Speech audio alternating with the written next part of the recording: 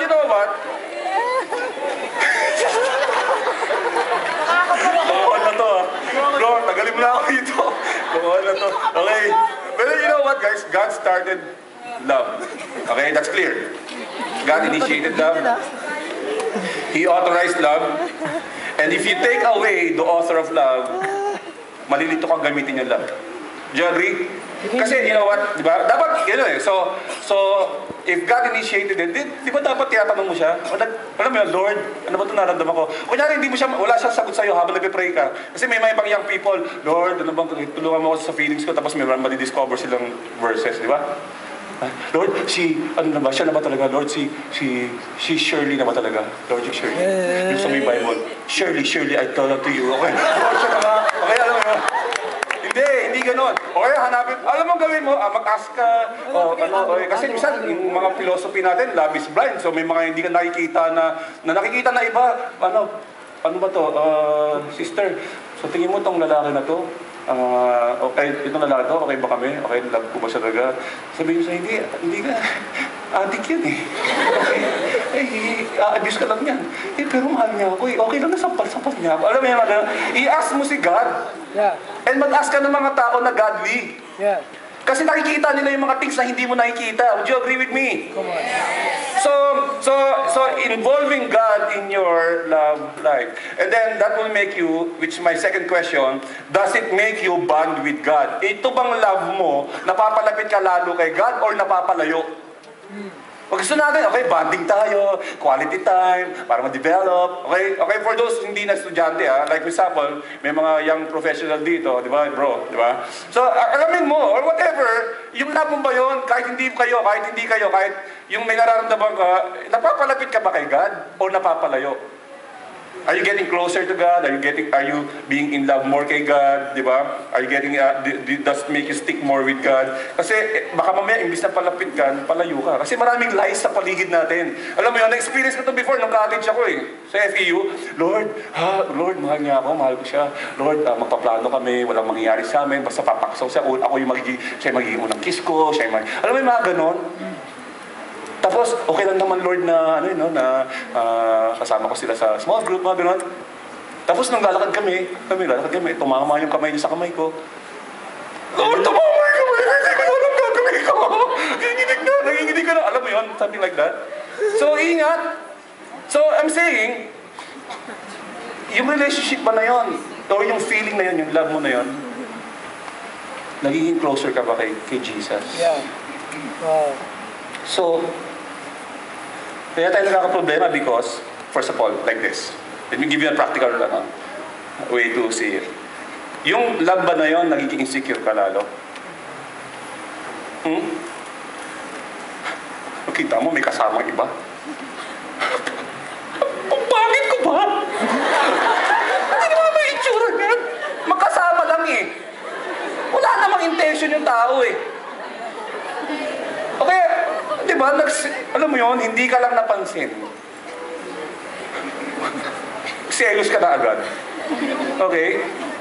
Selos. Okay? O yung something like that na alam mo, pagod na ako. Alam mo, narinig yung mga ganon? Narinig yung sa mga movies, pagod na ako, hindi ko na kaya. Di ba? Hindi love yun. Yeah. Okay, hindi yung love. All negative things. You feel sick. Di ba? Nagkakaroon ka ng sickness. Out of control ka na sa buhay. Okay? Hindi mo na nabibigyan ng priority yung school mo, whatever, family, relationship, because of that feelings or love na sinasabi mo na nararamdaman mo. Okay? Wala na yung plans mo, wala na yung dreams mo, pangarap mo maging presidente ng Pilipinas, pero sa'yo, dahil sa love yun, okay lang maging janitor. Di ba? So, ba't ganito guys? Let me ask you a question. Bakit si God, ini-involve natin or nagiging close tayo in other areas of our life, pero pagdating sa love, nile-left out natin siya? Like for example, Lord, in terms of your finances, Lord, bless mo ako, Lord. I know you will give me more money. As I bless other people, you will bless me. Ikaw nang bahala sa akin. Sa karir ko, Lord, ikaw ang bahala. I'm giving it all to you. Sa studies mo, Lord, bless mo ako. I pray na hindi ako ma-mental block. Lord, kahit nakabukas yung test paper ng classmate ko, hindi ako mangungopya. No way. Ganun ka, di ba? Bakit pero pala din sa love? Lord, I'm in love, pero let me do this, I can do this, diskartehan ko to. Di ba? Ba't ganun? Bakit hindi natin siya masali-sali? Pero sa ibang bagay, nasasali natin. Do you agree? So if you take away God in your love story, it won't work. Okay? Because God is love. If God is love, and you take out God, then what do you take out? Real love. Yeah. Right? Okay lang ba yun? Yung mga itsura niyo, parang kuya lang ang yes. Kasi kayo lahat parang ganun yung dating eh. Parang ang dami nyo nare-reminis. Parang nasayang ang buhay ko na. Okay? So, alam niyo yung kanta niya. Nagayahin nyo na yung kanta niya, no? Iyeng. Ang pag-ibig. Di ba? Yun, bakit ganito? Bakit ganito, ha? Pag scripture na nagsabi sa'yo, o kaya may kilala kayong mga taong hindi Christian, di ba? Pag sinera mo ng scripture, gumagano sila, di ba? Pero, yun, katulad si Siyeng, ang dami bumili ng album niya. And then, those people who bought are mostly not Christians. You know why? Because everybody wants real love. Wants to know the secret of having a perfect love. Di ba? Ganon, di ba? Alam niyo ba yung kanta na yun? Yung pag-ibig? Parang iba sa inyo. Wala kami radyo sa bahay. Okay? Gusto niyo, okay lang ba kantayin natin? Yeah. Example, di ba sabi niya, ang pag-ibig ay parang cellphone. Pag nalobat, ilalagay sa bag. Galing eh, no? Astig, di ba? Ano ba ang version yun? Okay? More ba? Okay, wait. Ang pag-ibig ay parang pusa. Pag hinagis, buhay pa rin. Astig, no? Talaga wala ko siya pumalakpak eh. Kaya naman pala mapaksin itong tao na to eh. Okay, rock and roll, boy. Okay, so.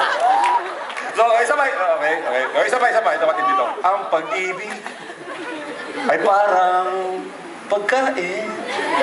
Paborito ko.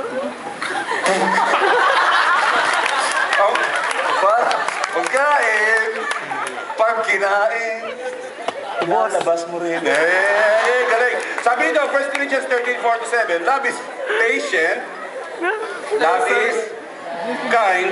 Love, it does not envy, it does not boast, it is not proud, it is not rude, it is not self-seeking, guys. It is not self-seeking. Okay? It is not easily angered, it keeps no records of wrong, walang revenge, walang paghihigante. Love does not delight in evil, but rejoices with the truth. Yan ang katotohanan, let's rejoice with that. It always protects, always trusts, always hopes, always perseveres. So siya sabi nito, it is not about yourself. It is not about what you want. So number 3 is this. Okay, my third question, does it make you lay down your personal preferences?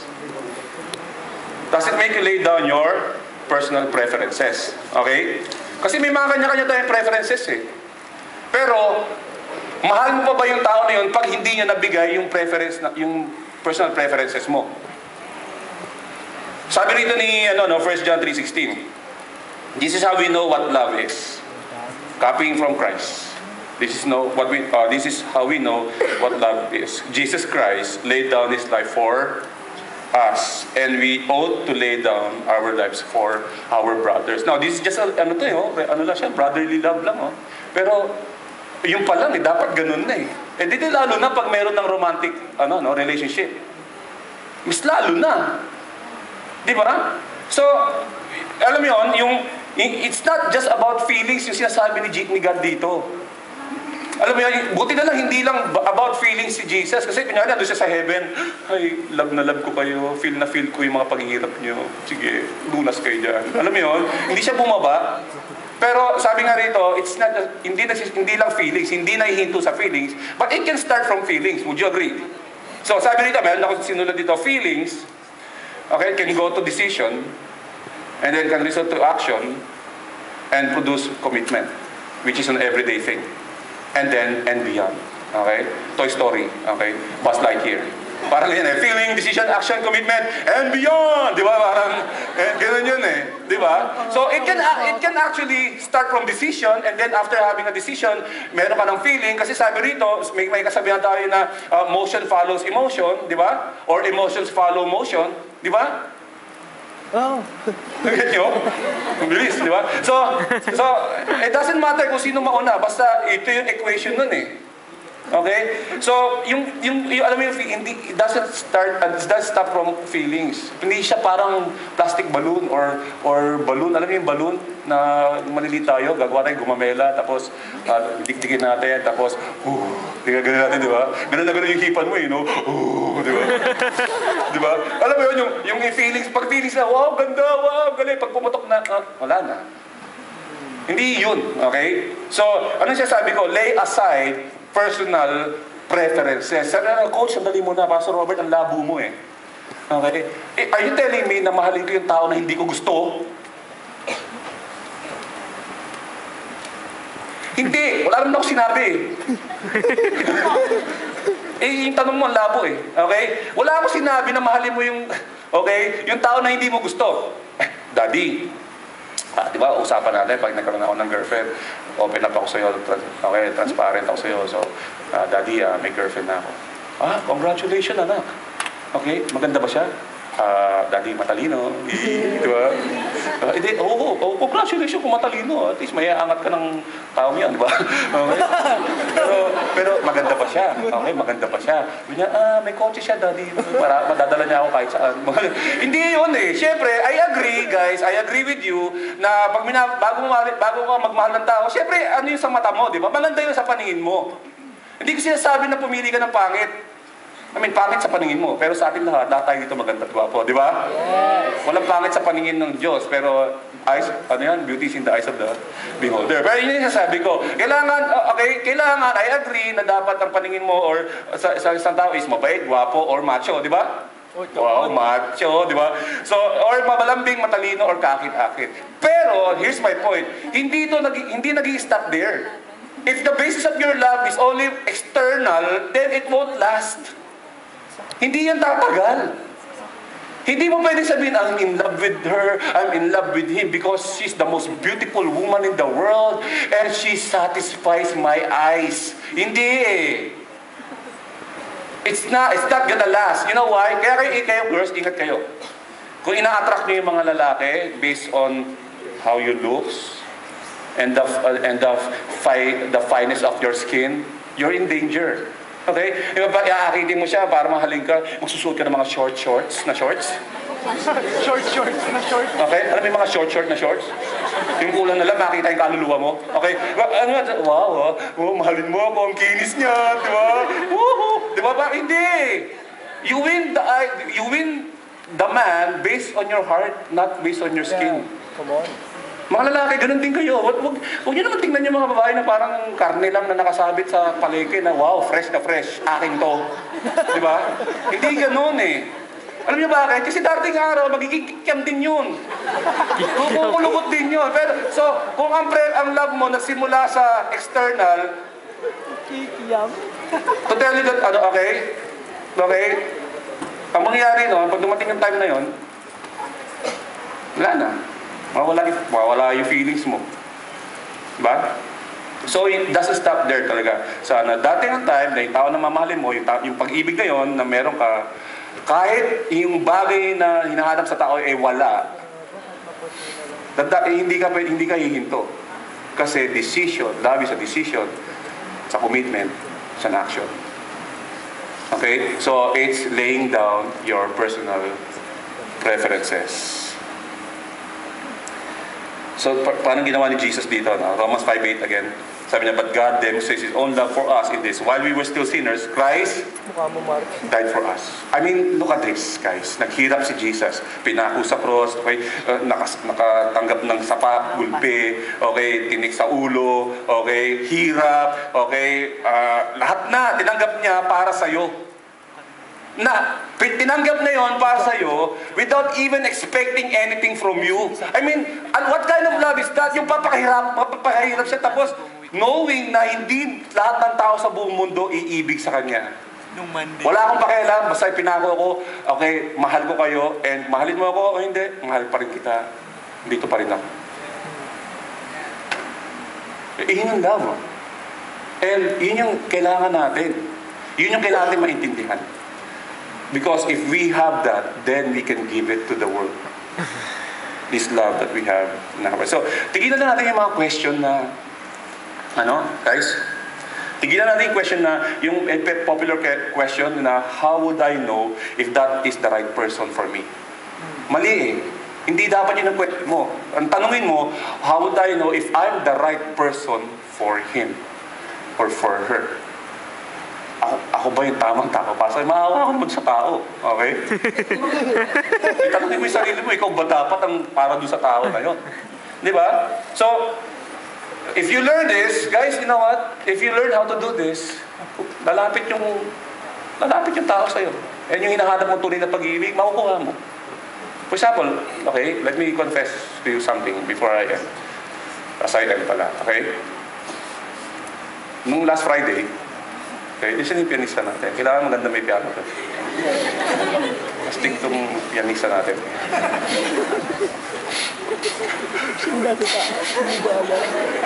Last Friday, natapos na yung Princess and I. And matagal ko na sinusubaybayan yun. Actually, last year pa, nasa campus life pa sila.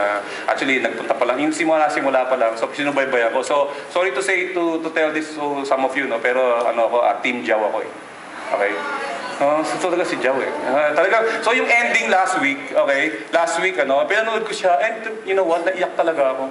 Naiyak ako sa ending. Nahuli nga ako ng helper namin na pinapanood ko eh. Sabi, kaganoon ako. Sabi niya, Kuya, anong nangyari sa'yo? I don't know. Sabi ko gano'n, ginaya ko. What's wrong? Gumaganon na ako. What's wrong, Mikay? What's wrong? Gumaganon ako eh, no?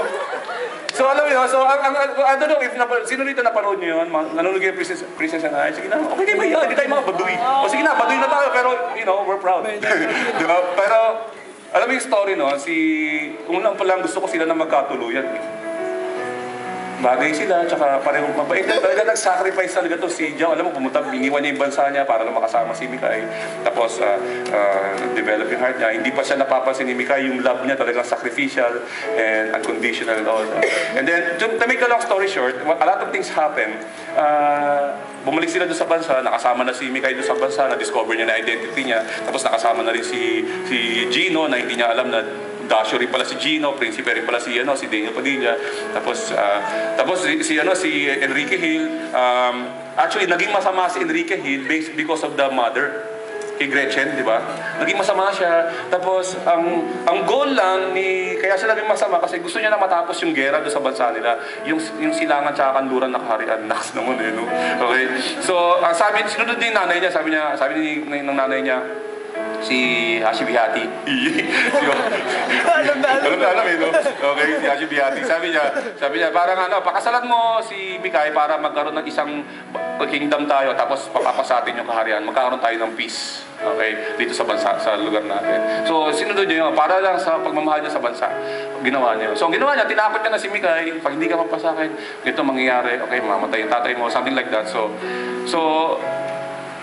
nabadrip, pumayag na rin si Mikay kasi para sa bansa at saka sa tatay niya. Di ba?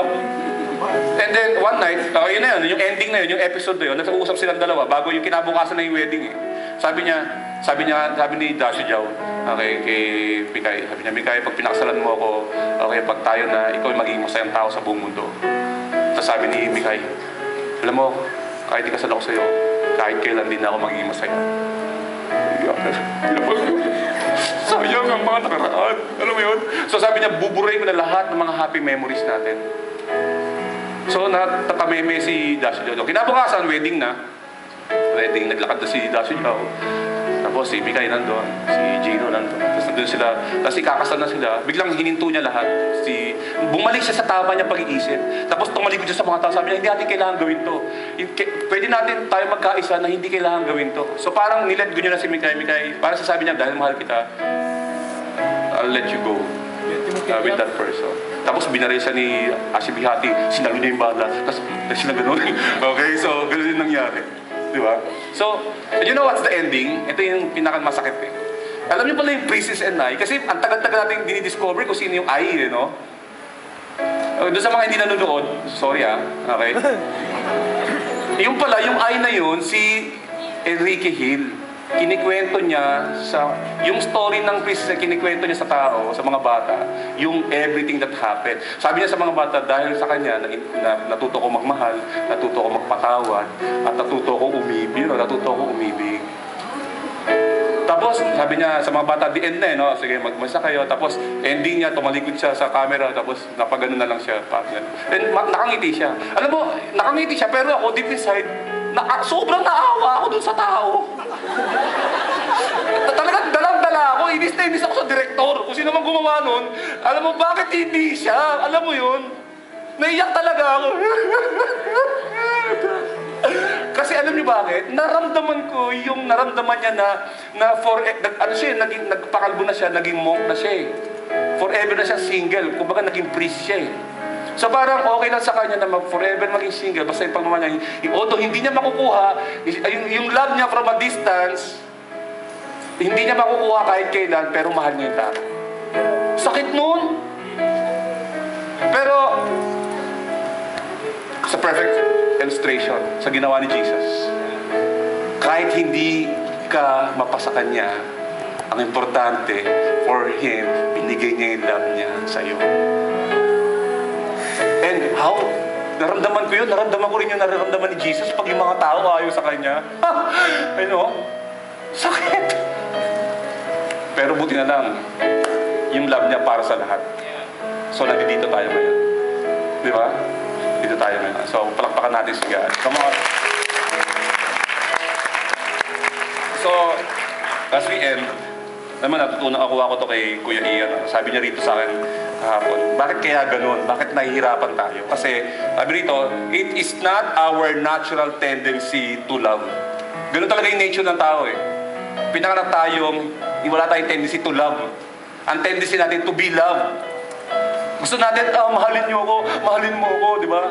Something like that. Pero, ano sinabi dito? Meron akong conclusion. Here's my one phrase. Real love is characterized by God's love for us. Yun yung real love. John 13:34, a new command I give you, love one another. It's a command. It's not a feeling. It's not a suggestion. Love one another as I have loved you. So you must love one another. And you know what happened? Nag-question ako sa Facebook. Sabi ko, naiyak ako sa ending ng Princess and I. Sa Facebook group namin na, alam mo, ang dami nag-reply. Sabi niya, oo nga coach, alam mo, team ako, Gino ako, pero at that moment, naging team Jow ako. At that moment, naging fans ako ni Jow. Alam mo yun, pag meron kang true love sa buhay mo, kahit wala kang, kahit hindi mo kailangan kusang lalapit sa'yo yung mga tao eh. Galing because of itong klaseng love na to. Okay? Can we all stand up? Let's stand up and let's pray.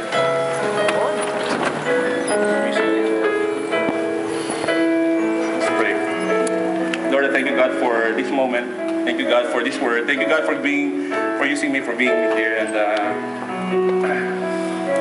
I just want to minister to some of us here. And siguro first thing that I want to ask some of you, I want to challenge some of you.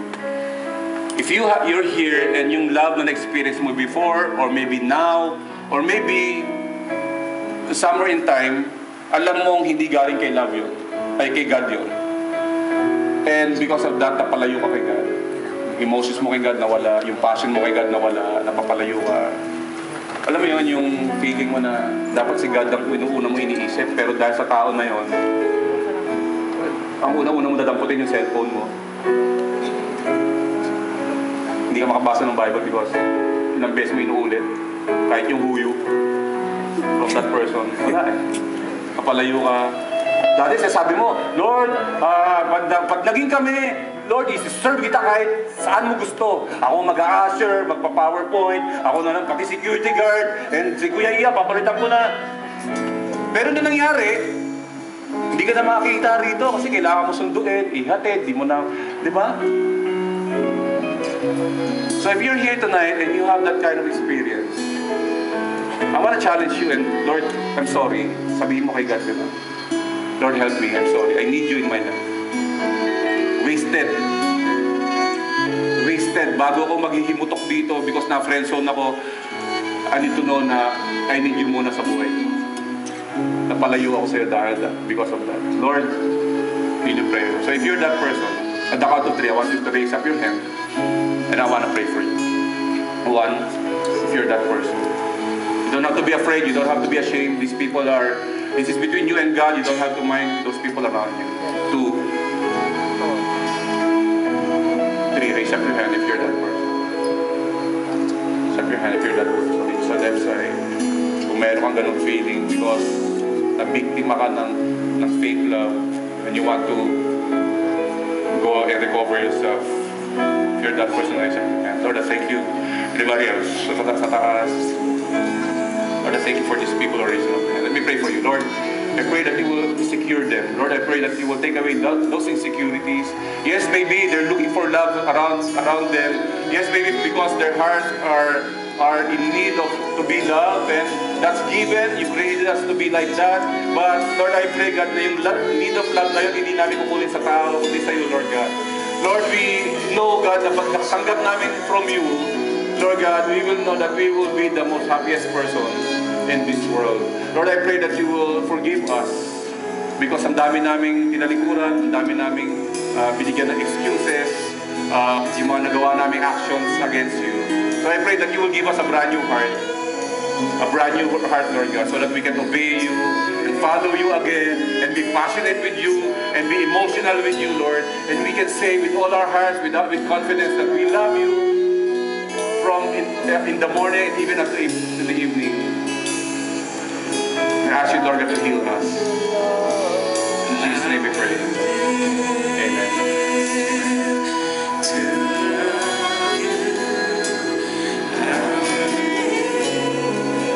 You know what, another one,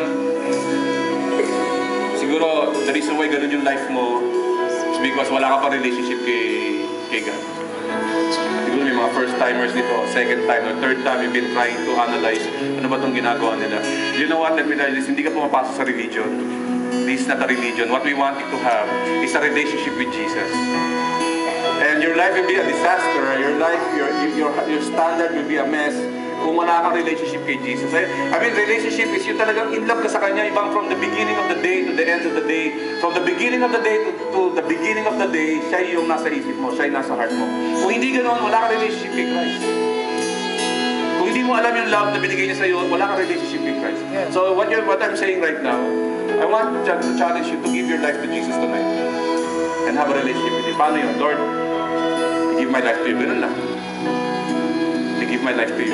I believe that you are alive and you are my Lord and my Savior tonight. Kung wala ka pa relationship, this is the night for you. At the count of 3 again, I want you to raise up your hand and say, Lord, that's me.